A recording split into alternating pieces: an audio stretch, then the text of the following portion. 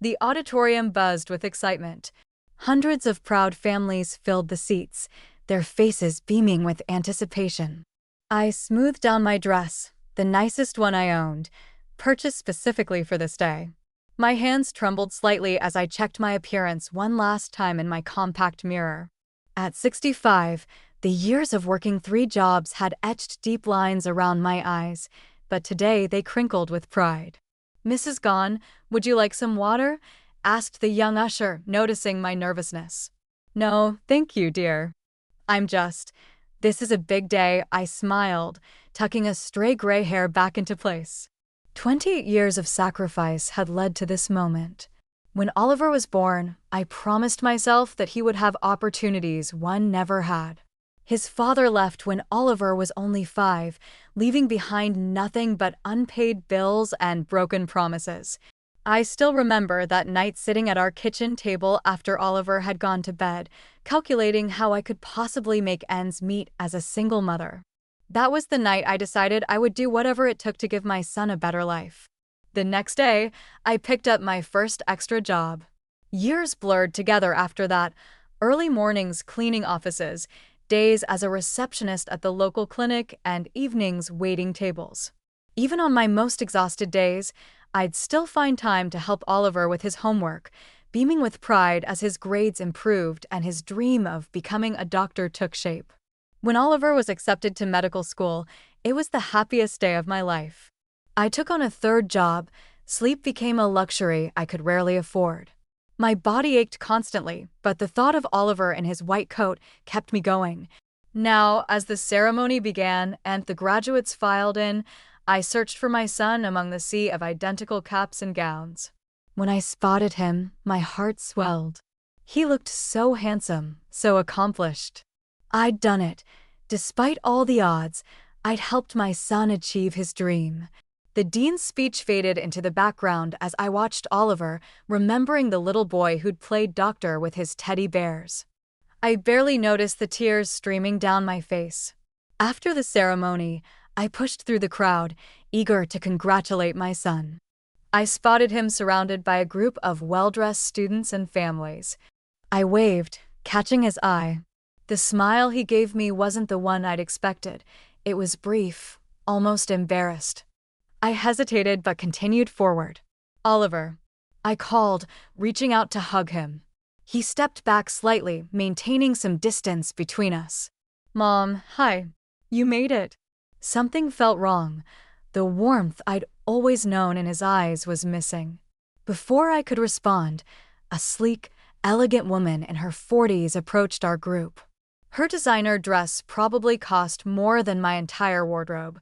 She placed her hand possessively on Oliver's arm. "Darling, aren't you going to introduce me to your friends?" she asked, her voice smooth as silk. Oliver's face lit up in a way it hadn't when he'd seen me. "Everyone, this is Amber," he announced proudly. Then the words that followed. "This is my mother, the woman responsible for who I am today." The group murmured appreciatively, complimenting Amber on her son's achievement. I stood frozen, invisible. Amber smiled graciously, accepting their praise without correction. One of Oliver's friends turned to me with a puzzled expression and asked, "And you are?" I opened my mouth, but no words came out. Oliver glanced at me, then quickly said, "This is Holly. She's a family friend." "She's been very supportive." "A family friend?" 28 years of sacrifice reduced to family friend. The world seemed to tilt beneath my feet. The chatter around me faded to a dull hum as I tried to make sense of what was happening. I looked at Oliver, my son, my whole world, standing there with his arm around this stranger he called mother. In that moment, I felt something inside me break, but also something else ignite. I took a deep breath and stepped forward. "Actually," I said, my voice steadier than I expected, "I have something important to say." All eyes turned to me. Oliver's face paled. Amber's perfect smile faltered. What I did next silenced the entire group. "Actually," I repeated, my voice growing stronger, "I'm Oliver's mother, his biological mother." The silence that followed was deafening. Oliver's friends looked between us, confusion evident on their faces.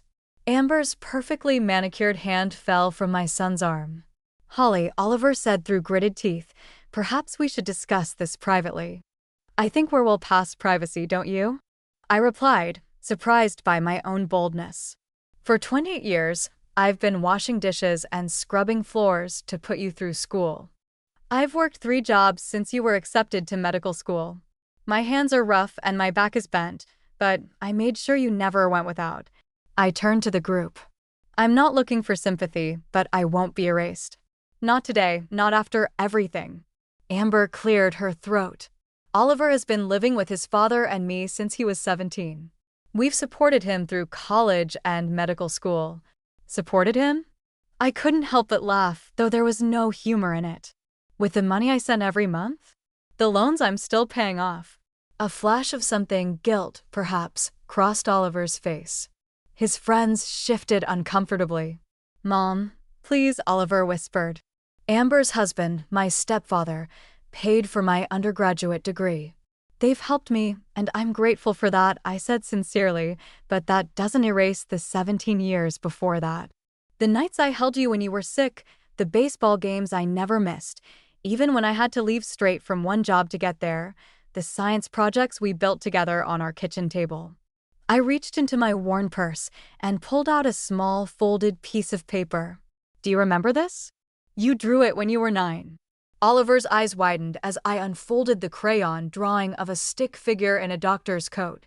Above it, in a child's uneven handwriting, it read, "When I'm a doctor, I will buy my mom a big house so she doesn't have to work anymore."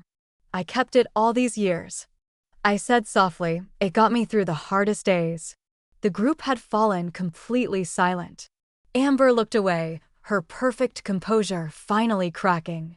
One of Oliver's friends, a young woman with kind eyes, reached out and squeezed my arm gently. Then Oliver did something unexpected. He stepped away from Amber and moved toward me. "Mom," he said, his voice breaking. "I'm sorry.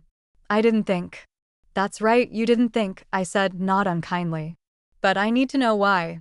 After everything we've been through together, why would you introduce her as your mother? Why would you reduce me to a family friend?" Oliver's answer stunned me. "Because I was ashamed," he whispered. The words hit me like a physical blow. "Ashamed of me?" He looked down. "Not of you exactly, but of where I came from, of our tiny apartment, of your 3 jobs, of how hard everything was. These people," he gestured to his friends, "they come from money, from prestige. Their parents are doctors and lawyers and business owners, and I wanted to belong." "So you borrowed someone else's mother?" I asked, my voice barely audible. "Amber and Richard took me in after Dad reached out to them. They gave me a room in their mansion, introduced me to the right people. It was so much easier than our life." "I'm sorry, Mom. I wanted to be someone else." The truth hung in the air between us, raw and painful. In that moment, I saw my son, not the proud doctor in his graduation gown, but the insecure boy who'd always felt like an outsider. I took a deep breath. "I understand wanting to be someone else, Oliver. There were many days I wanted that too. But do you know what kept me going? Being your mother. That was the one thing I never wanted to change." Tears welled in Oliver's eyes. Several of his friends had moved away, giving us space. Amber stood awkwardly to the side, her perfect facade now completely crumbled. "Mrs. Gainan," said one of the young men who remained, "I'm James. I've been Oliver's roommate for 4 years." He extended his hand. "It's an honor to meet the woman who raised such a brilliant doctor. Oliver has told me about your sacrifices." I shook his hand, confused. "He has?" James nodded. "Many times, late at night when we were studying for exams and everyone else had gone to bed, he would talk about you, about how you never gave up on him." I looked at Oliver, who couldn't meet my eyes. "Then why?" I asked him. "Why the charade?" Before Oliver could answer, a distinguished-looking man in an expensive suit approached our group. He put his arm around Amber's waist. "There's my graduate," he exclaimed, clapping Oliver on the shoulder. "The newest Dr. Mitchell. I've already spoken to Dr. Harrington about a position at his practice. Top dollar, son." He noticed me and extended his hand. "Richard Mitchell." You must be one of Oliver's instructors. Before I could respond, Amber placed her hand on her husband's arm. Richard, this is HLY, Oliver's mother. Richard's smile faltered. His mother? But I thought. It's complicated, Amber said quickly. Richard looked between Oliver and me, confusion evident on his face. Is face Oliver? What's going on here? My son finally looked up, his expression unreadable. Richard, there's something you need to know, something I've never told you or Amber. The tension in our small circle was palpable. Whatever Oliver was about to reveal, I had a feeling it would change everything. Richard frowned. What are you talking about? Your father and I were college roommates. He told me you needed a place to stay while you finished high school, that your mother, he glanced at me apologetically, was struggling to make ends meet. That much was true, Oliver said, but Dad didn't reach out because he cared about my well-being. He reached out because he needed money. Amber's perfectly arched eyebrows shot up. Oliver, what are you saying? Oliver took a deep breath. My father has never paid a dime of child support. He abandoned us when I was 5 and didn't contact us again until I was 17. When he suddenly reappeared, I was so happy. I thought he'd changed, that he wanted to be part of my life again. I closed my eyes briefly, remembering how excited Oliver had been when his father called after 12 years of silence, how eagerly he'd gone to meet him at that diner. He told me he wanted to help me achieve my dreams, that he had connections who could help me get into a good college. Oliver continued, then he introduced me to you and Amber. But what you don't know is that before that, he came to our apartment and asked my mom for money. I felt all eyes turn to me. Harrison, Oliver's father, showed up one day out of the blue, I explained quietly. He said he was in trouble, that he needed $10,000. I didn't have it, of course. I was barely making ends meet. When I couldn't give him what he wanted, he stormed out. The next day, he called Oliver directly. Richard's face had grown increasingly grim. Go on, he said to Oliver. Dad made a deal with me, Oliver said, his voice hollow. He would introduce me to his successful friend who could help my career, but in exchange, I had to help him get money from that friend. Amber gasped. Are you saying Harrison used you to get money from us? Oliver nodded miserably. At first, it was just supposed to be a college fund he could borrow from, but then he started asking me to request more for textbooks, for rent, for medical supplies. I did send some of it to him, but not all. I was caught in the middle, trying to please my father while also not taking advantage of your generosity. And your mother? Richard asked, nodding toward me. Where was she in all this? I never told her, Oliver admitted. I was embarrassed, and I didn't want her to know I was in contact with Dad again. She'd worked so hard to protect me from him. I felt my heart breaking all over again. All those years, Oliver had been carrying this burden alone. Why didn't you tell us? Amber asked. We would have helped you without Harrison's manipulation. Because by the time I realized what was happening, I was in too deep, Oliver said, and then I started to enjoy the life you offered. The nice house, the connections, the ease of it all. It was so different from what I'd known. I convinced myself that it was okay, that I deserved it after all the years of struggle. He turned to me, tears streaming down his face, and I started to resent you, Mom. Not because you did anything wrong, but because you reminded me of everything I was trying to escape, the poverty, the struggle, the feeling of never quite measuring up. His words cut deep, but there was a truth in them I couldn't deny. When did you last have contact with your father? Richard asked, his lawyer's mind clearly piecing things together. 3 months ago, Oliver answered. He called asking for more money, said he had gambling debts. When I refused, he threatened to tell you everything. I've been terrified ever since, waiting for the other shoe to drop. Richard's expression softened slightly. Oliver, you're not the first young person to be manipulated by someone who should have protected you, but the deception has gone on long enough. He turned to Amber. We need to talk privately.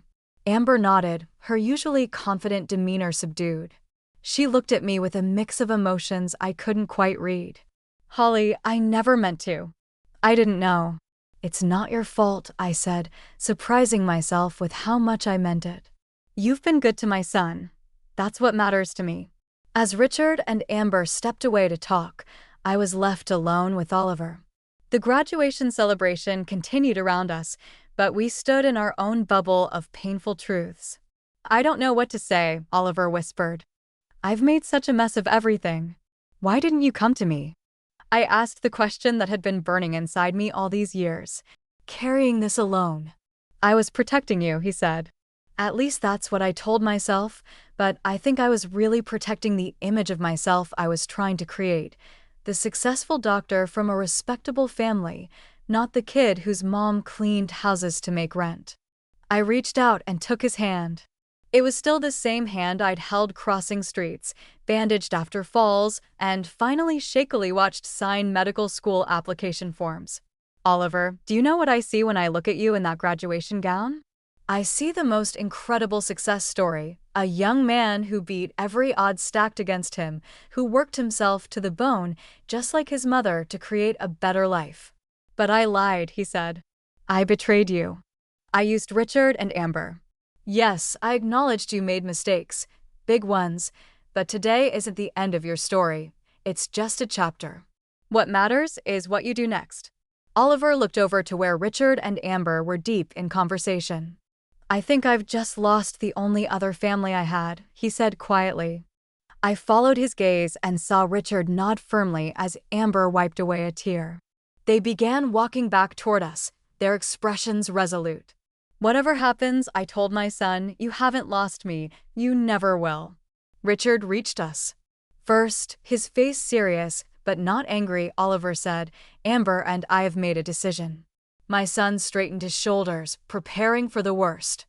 I understand I've betrayed your trust, and I accept whatever consequences come. We want you both to come to dinner tomorrow night. Richard interrupted. There's a lot we need to discuss, and some changes that need to be made, but the most important thing is that we clear the air and move forward honestly. Oliver stared at him in disbelief. You're not cutting me off? No, Amber said, stepping forward. But we are going to have a very frank conversation about everything, including your father's involvement and Holly. She turned to me, genuine remorse in her eyes. We owe you an apology. We've unwittingly been part of causing you pain, and that was never our intention. I nodded, too overwhelmed to speak. For now, Richard continued, I think this young man needs to have a long overdue honest conversation with his mother. We'll see you both tomorrow at 7. As they walked away, Oliver turned to me, his expression a mixture of relief and trepidation. Mom, there's more I need to tell you about Dad, about everything. The graduation crowd had thinned, most families now heading to celebratory dinners. Oliver and I found a quiet bench in the corner of the reception hall. I'm listening, I said, preparing myself for whatever painful truths were still to come. Oliver took a deep breath and began to speak words that would shake the very foundation of everything I thought I knew about our past. Mom, Oliver began, his hands clasped tightly in his lap. There's something I've never told you about the night Dad left. I tensed. That night had been the dividing line in our lives before and after Harrison's abandonment. I'd spent years trying to shield Oliver from the worst of it, but clearly, there was something I'd missed. I was supposed to be asleep, he continued, but I heard you two arguing. I crept down the hallway and watched through the banister rails. I closed my eyes briefly, remembering that terrible fight. Harrison had emptied our bank account again. When confronted, he'd raged, calling me controlling, nagging, impossible to live with. Dad was shouting that you were holding him back, that he could have been successful if it weren't for us, Oliver said.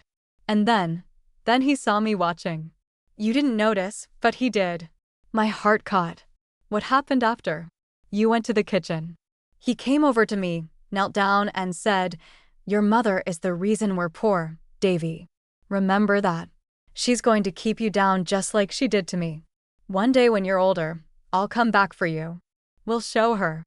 I felt the blood drain from my face. He said that to you?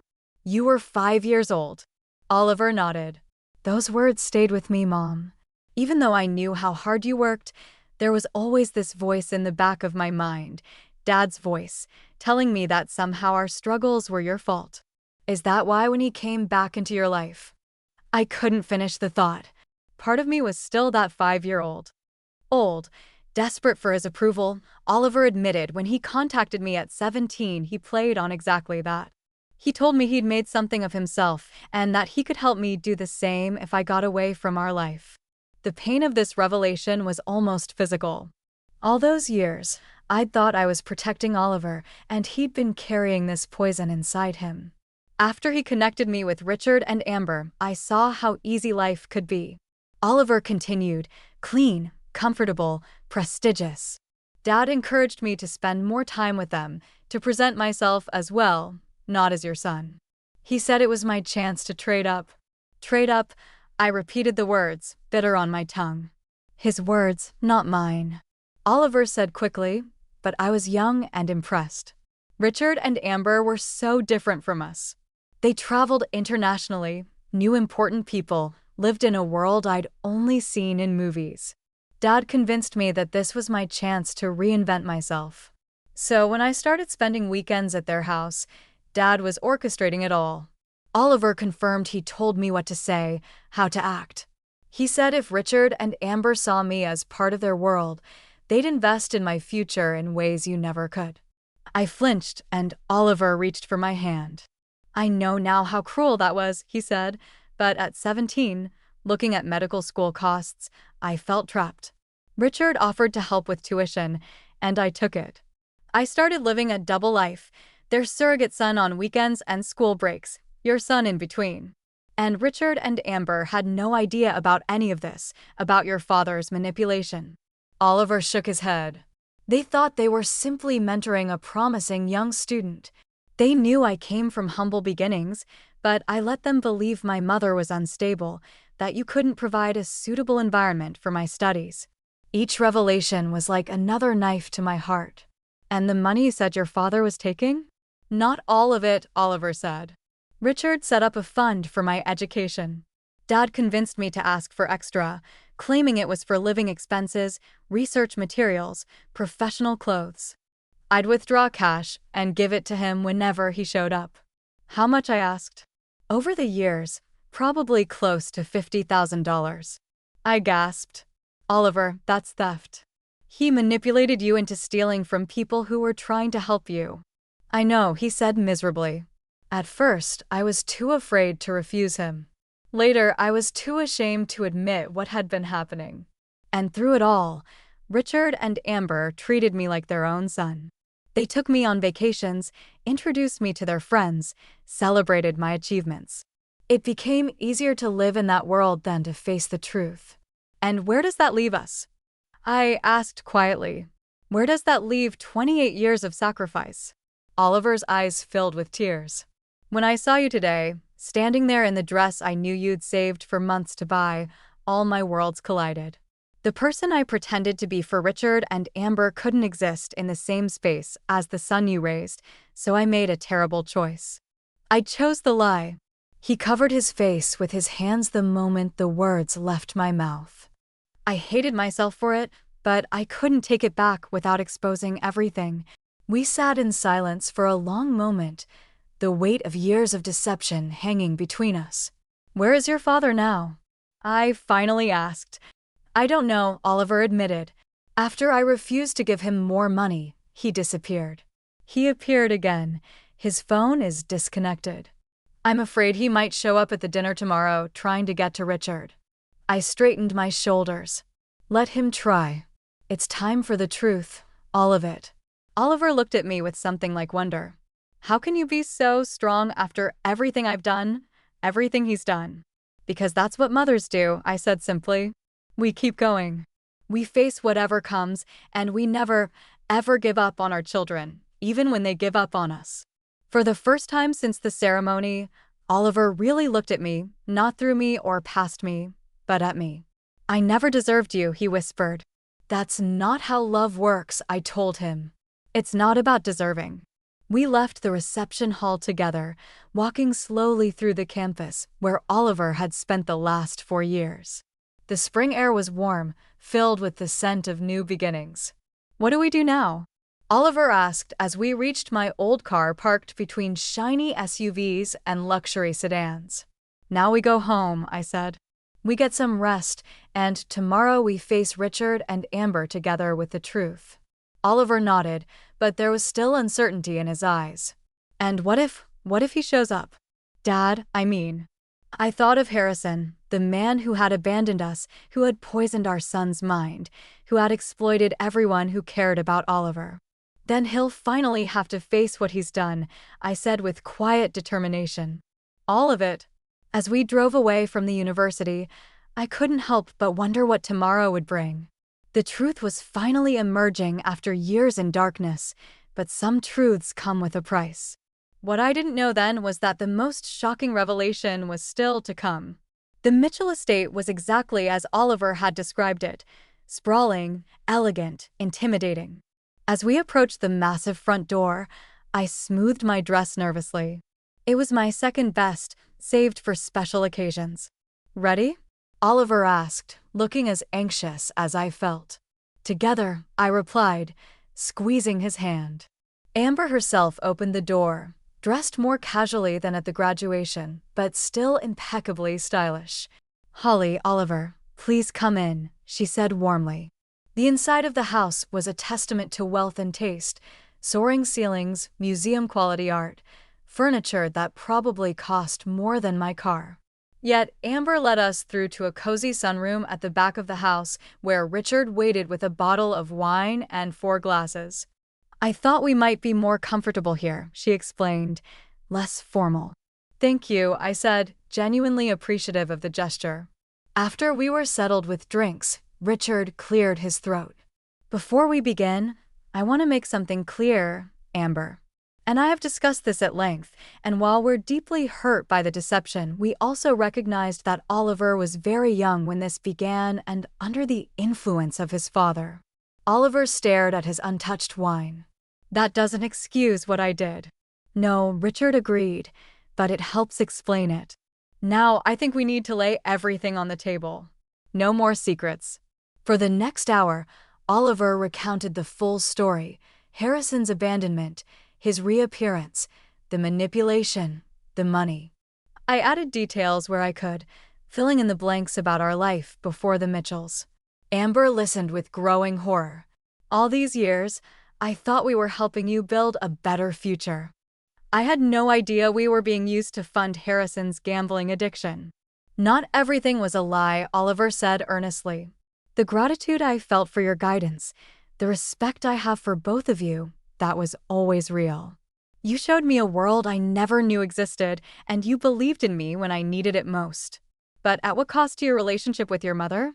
Richard asked, looking at me. Before Oliver could answer, the doorbell rang. Amber frowned. "We're not expecting anyone else." A moment later, their housekeeper appeared at the sunroom door. "Mr. Mitchell, there's a gentleman at the door insisting on speaking with you. He says he's Oliver's father." The room fell silent. Oliver's face drained of color. Richard stood. "Show him in, Martha." It's time we met the man behind all this. Despite my years of imagining this moment, nothing prepared me for the sight of Harrison walking into the room. Time had not been kind to him. His once handsome face was bloated, his expensive suit worn and rumpled. But he still carried himself with the same arrogant confidence I remembered. "Richard, Amber," he exclaimed as if greeting old friends. "Sorry to crash your dinner, but when I heard my son was," he stopped abruptly as he noticed me. "Holly, what are you doing here?" "She's here because she's Oliver's mother," Richard said coldly. "His real mother in every way that matters." Harrison's eyes narrowed. "I see Oliver's been telling tales." "Not tales, Harrison. The truth," finally I said, finding strength in the support of the people around me. Harrison's false charm vanished. "Whatever he's told you, it's not the full story. Holly here was always trying to turn my son against me when I finally reconnected with him." "Save it," Richard interrupted. "We know everything. How you manipulated a 17-year-old boy to extract money from us, how you poisoned him against his mother, how you abandoned them both when Oliver was 5. Harrison's gaze darted around the room, looking for an ally and finding none. Even Oliver, who had once been so desperate for his approval, now looked at him with clear-eyed contempt. Fine, Harrison spat. So I took advantage of an opportunity. You people have more money than you know what to do with, and the boy needed to toughen up, learn how the real world works. The real world? I echoed in disbelief. Oliver watched me work 3 jobs to keep a roof over. Our heads don't talk to him about the real world. Harrison turned to Oliver. You ungrateful little. After everything I did to give you a shot at a better life. You didn't give me anything, Oliver said, his voice steady. You took money, you took my trust, and you tried to take my relationship with my mother, but you failed. Is that so? Harrison sneered. Then why did you introduce Amber as your mother yesterday? Seems to me like I succeeded perfectly. Oliver flinched but held his ground. That was my mistake, my weakness, not your success. And it's over now. Over. Harrison laughed. Nothing's over. I'm still your father. I can still. Richard interrupted, standing now. Before I call the police and report the financial fraud you've been orchestrating. Harrison's face contorted with anger. You think you can threaten me? I've got nothing to lose, Richard. If I go down, I'll make sure everyone knows how the great philanthropist Richard Mitchell was duped for years, how he tried to buy himself a son. Amber stood now too. No one was trying to buy anything, Harrison. We were trying to help a promising young man, something his actual father should have been doing. This is pointless, I said, rising to my feet. Harrison has never taken responsibility for anything in his life. He's not going to start now. Harrison turned on me with a vicious smile. Speaking of responsibility, Holly, why don't you tell them all your little secret about why I really left? The room fell silent. I felt my heart begin to pound. Mom? Oliver looked at me, confused. Harrison's smile widened. See, Richard, the story Holly's been telling isn't quite complete. She likes to paint herself as the martyr, the abandoned wife who sacrificed everything for her son, but she never mentions the real reason I walked out, does she? I whispered. Holly had an affair. Harrison announced triumphantly with my best friend. I found them together. That's why I left, because she betrayed me first. I closed my eyes briefly, feeling the weight of a secret I'd carried for decades. Mom? Oliver's voice was uncertain. Is that true? I looked at my son, at the confusion and hurt in his eyes. Yes and no, I said quietly. I did have a relationship with Thomas, but it wasn't an affair. What does that mean? Amber asked gently. I took a deep breath. Harrison and I were already separated when I met Thomas. Harrison had walked out on us after emptying our bank account, not for the first time. He was gone for 3 months with no word, no money, nothing. I thought he was gone for good. Separated isn't divorced, Harrison cut in. You were still my wife. A wife you abandoned. I replied, along with your 5-year-old son. I turned back to Oliver. Thomas was kind, stable, everything your father wasn't. He helped us when we had nothing, and yes, I fell in love with him. For the first time, I thought we might have a chance at a normal life. Then what happened? Oliver asked. Your father came back, I said simply. He found out about Thomas and flew into a rage. He threatened to take you away from me, said no judge would give custody to an adulteress. I was terrified. We had no money for a legal battle, and in those days, courts often favored fathers, even absent ones. So you chose me over Thomas. Oliver said slowly, understanding dawning. I nodded. Thomas wanted us to fight, but I couldn't risk losing you, so I ended things with him. And then a week later, your father left again anyway, this time for good, or so I thought. Harrison scoffed, playing the victim again. Holly, touching. Why didn't you ever tell me about Thomas? Oliver asked, ignoring his father. At first, you were too young.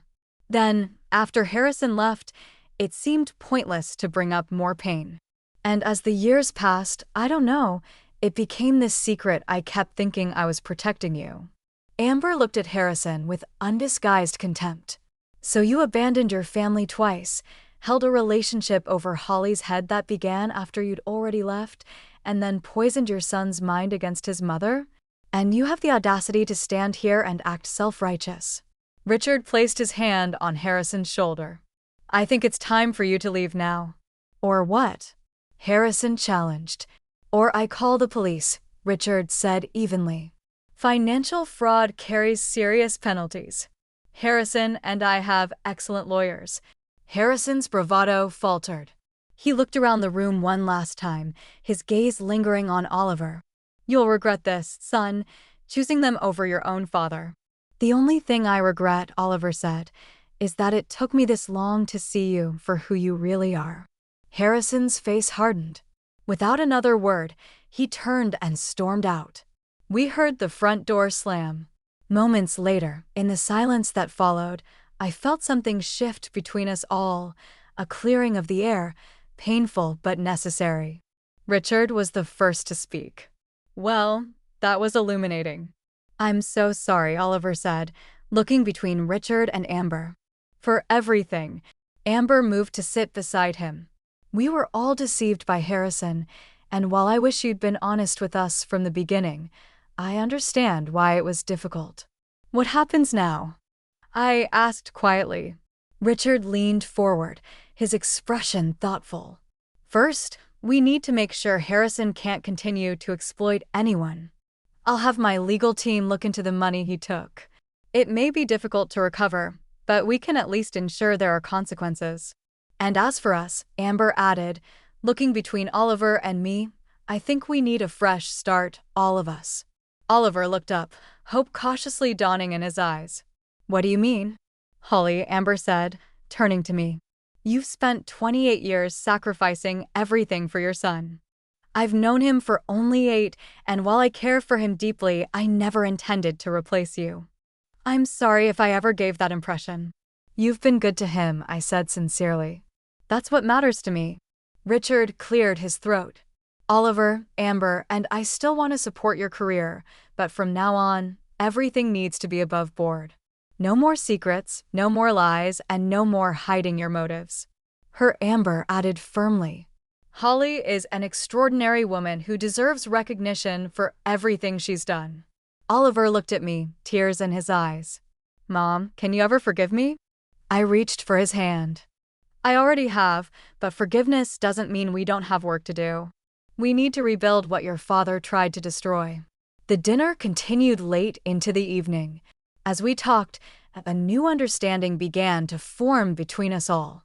Richard and Amber weren't trying to replace me. They were simply people who had grown to care for my son.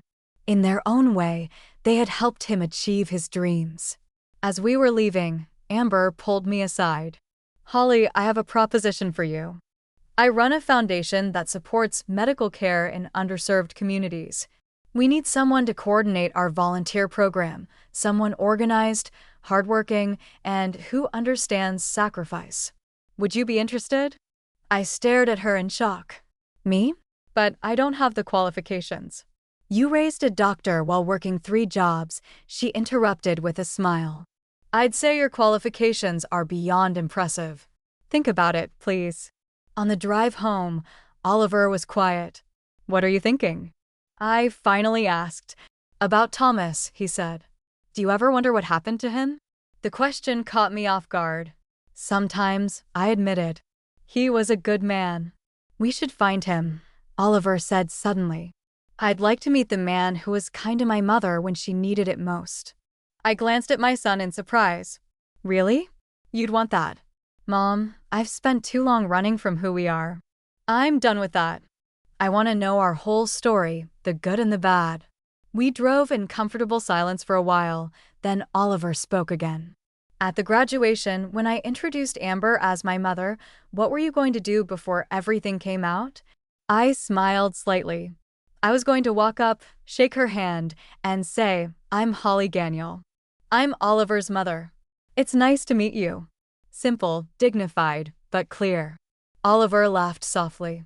That would have been perfect. I'm sorry you didn't get the chance. No, I said thoughtfully. What happened instead was better. Painful, but better. The truth finally came out, all of it. 3 months later, I stood in the lobby of Riverside Community Hospital, watching the door nervously. I'd taken Amber's job offer and found I had a talent for organizing medical volunteers. Today was a milestone, the opening of a new clinic for low-income families. The door swung open and Oliver walked in, wearing his white coat with Dr. Oliver Gagnon embroidered on the pocket.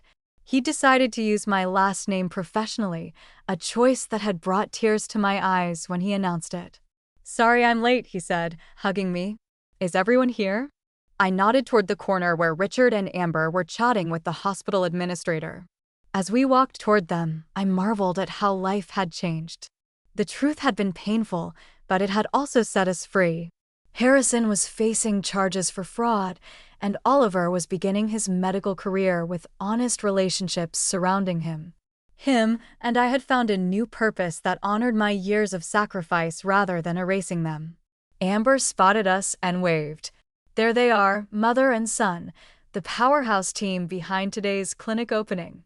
As cameras flashed to capture the moment, Oliver put his arm around me and proudly announced to everyone present, "This is my mother, Holly Gom. Everything I am today, I owe to her." And this time, no one questioned who I was. I had spent 65 years learning that life doesn't always give you what you want. Sometimes it gives you heartbreak, betrayal, and years of struggle.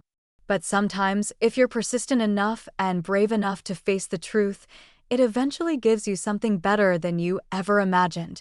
The recognition you deserve, the truth set free, and the knowledge that your sacrifices were not in vain. In the end, that's worth more than any graduation ceremony could ever acknowledge.